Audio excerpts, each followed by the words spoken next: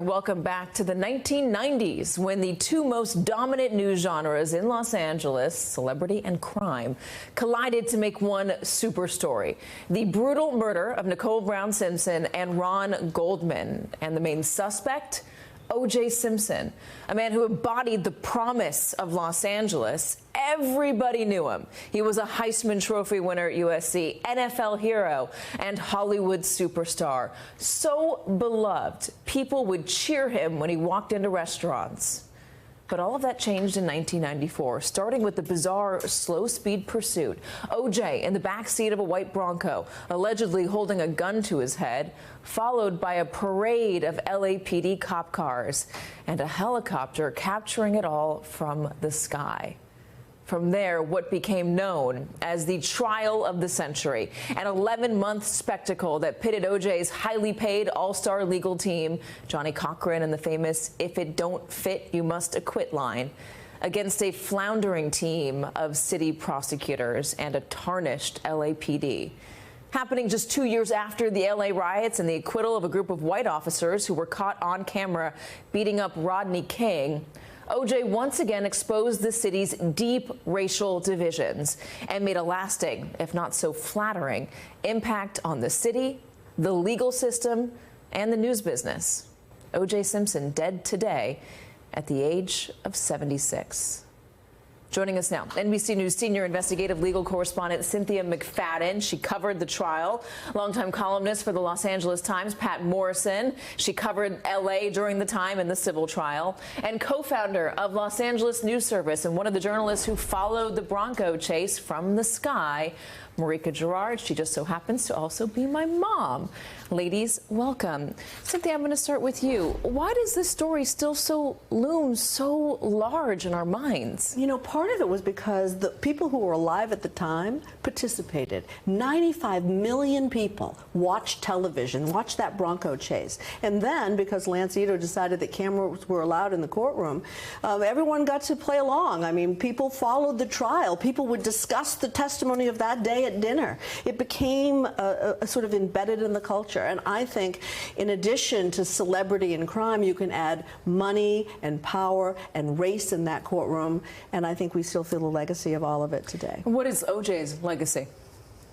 You know, it's so hard in so many ways because the beginning of his life was like that of a Greek god. I mean, he rose from poverty. He did all of these. It was a Cinderella story.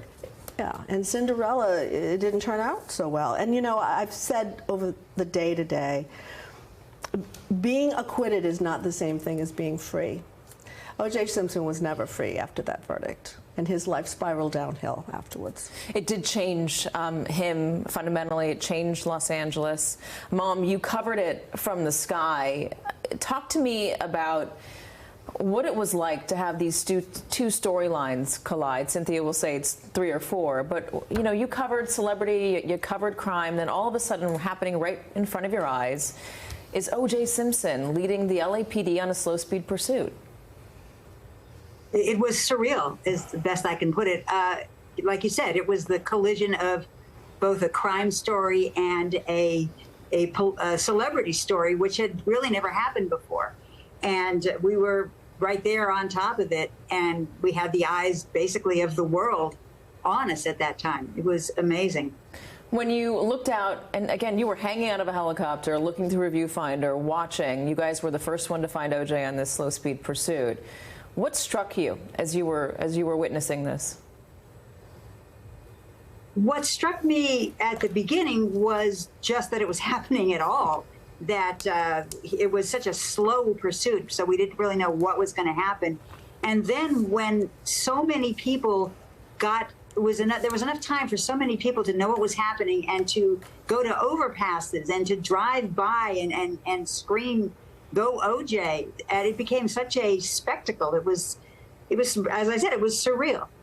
And you didn't quite know what was going to happen. To bring us back to that moment, I mean, you guys were covering car chases almost on a daily basis, and they usually ended in pretty dramatic ways. Exactly. We were really concerned. Would he speed up? Would he crash? And at one point they said he had a gun to his head, so we didn't know what was going on inside the car. At one point we flew down to about 70 feet. And I tried to get a look in the window of the car with the long lens on the camera, but the windows were tinted and you really couldn't see inside. So we didn't know. All we knew was what we were hearing from the traffic between people calling from the car into various other friends and neighbors. And Mom, I was struck by something I heard you talk about today that I didn't really realize. I didn't realize that the tension, the turmoil between O.J. and Nicole Brown Simpson wasn't public. What was it like for the public to find out that O.J. was the suspect in this again, very brutal murder? That's right. Unlike today, the LAPD and police in general would not report domestic violence as long as the victim didn't want a report made. And we had found out, because we knew people in LAPD in that district, that the LAPD had been to O.J.'s house numerous times with domestic disturbance calls, and they'd even moved both Nicole and his former ex-wife out of the house temporarily, but it never made the news. And as far as the rest of the public knew, he was the O.J. that you saw in the Hertz commercials, and he was just a celebrity and a really nice guy. And I think it was a real shock to everyone that how could someone that had that reputation be accused of something so horrendous? Pat, Cynthia was saying 95 million people watched that car chase. So many more watched the trial. Everybody had an opinion of it. Everybody in Los Angeles had an opinion of it. Talk to me about how it took over the city. Well, we lived that. Cynthia mentioned Greek God. I think Greek tragedy was the overlay there, because this brought into question everything that was going on in the city at the time. As you noted, 2 years before, we had the Rodney King riots, which were triggered by the acquittal of LAPD officers in the beating of Rodney King. And so what went round came round in a way. The evidence was not compelling for a lot of people in the O.J. Simpson case, but at the same time, there was a sense of payback. You learned so much about Los Angeles. Where was the trial going to be? Was it going to be on the west side where O.J. and his rich celebrity friends live? Was it going to be downtown in the grittier, more mixed urban part of Los Angeles? Who was going to be on the jury? And every night, if you went to dinner, you came home, the first question is, what happened today? And you knew because you watched it. It was wallpaper on television all day, every day. And it occupied us for more than a year. To put it starkly, was the jury going to be white or black? And what was that going to mean?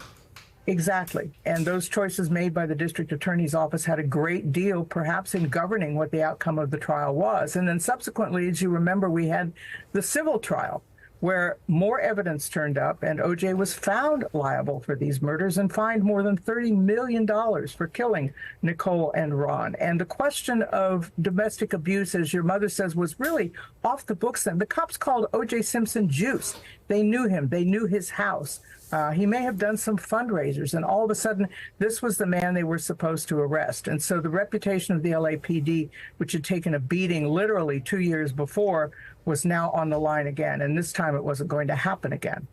Yeah, let's talk about the trial itself, Cynthia. There was a few bombshell moments. I mean, there was obviously Johnny Cochran with the glove, but there were the moments where, on cross-examination, one of the LAPD officers, investigators, was found to have very frequently used a pretty bad racial slur. Right. And that became explosive in the courtroom for obvious reasons. There was a tape of some of the things. This is Mark Furman you're referring to, Detective Mark Furman, who was one of the investigators. And they had a tape, and Lance Ito's wife, who happened to be in the LAPD, she was mentioned, and it became an entire sideshow. And Judge Ito said he couldn't rule on the tape, and would it come in, and would the jury hear it? So, listen, the reason this thing took, it was 8 months of trial, 2 months of jury selection. The reason it took so long is there were a lot of things that the jury never knew anything about that were happening as the sort of sideshow of all of it. And yeah, there were certainly. It changed the legal system. I mean, him allowing cameras in the courtroom changed things.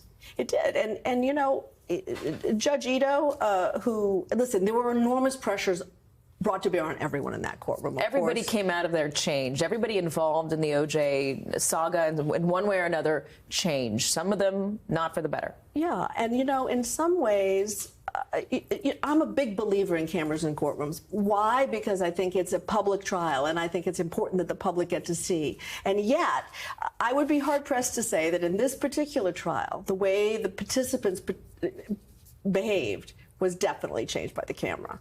I mean, people were playing to the camera. The defense did a better job of that than the prosecution.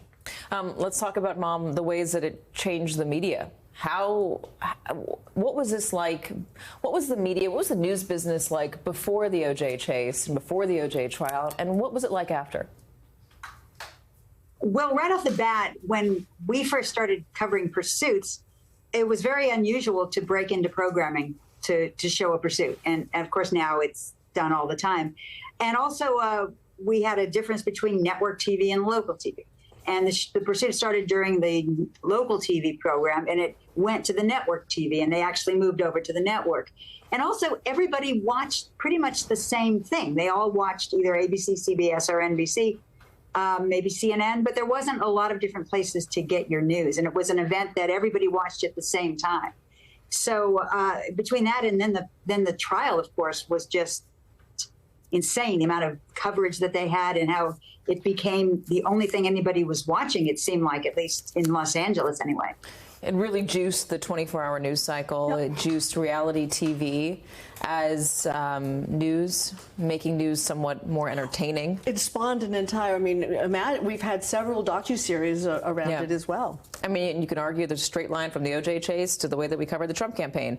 I've certainly made that argument a few times in a few of my books. One last question. Yeah, right. One last question. This one for you, Pat. I think what's striking here is the way that O.J. died. He died at the age of 76 from cancer, surrounded by family. Very unlike the way that Ron Goldman and Nicole Brown Simpson died. The contrast could not be more marked. And through the rest of his life, O.J. had somewhere in his mind how his obituary would read. Would it be Heisman Trophy winner? Would it be television and movie actor? Or would it be this, a man who was acquitted of but found liable for the murders of his ex-wife and a friend of theirs? And I think that's what you're seeing right now. This is a split-screen life that O.J. lived. And for all the people who watched and for all the people who lived through it, both of those aspects are unforgettable. There was also, a custody battle after it, and whether his children with Nicole Brown Simpson could stay with him after he was accused of murder, or whether they would go to the Nicole Brown Simpson family. I just want to read the Goldman family statement on O.J.'s death today. They write, "The only thing I have to say is it's just further reminder of Ron being gone all these years. It's no great loss to the world. It's a further reminder of Ron's being gone." Ladies, thank you very much. Cynthia McFadden, Pat Morrison, and Mom, Marika Gerard. We appreciate it. Hey, everyone. MSNBC has a new and improved app. You'll get real-time alerts and analysis, live blogs, in-depth essays, video highlights, and the best 2024 election coverage. Download the new MSNBC app. Here's how to do it. You tap on the App Store on your phone. You hit search on the bottom right corner. You type in MSNBC. You click on the MSNBC app. You click on Get or the cloud icon and enjoy it.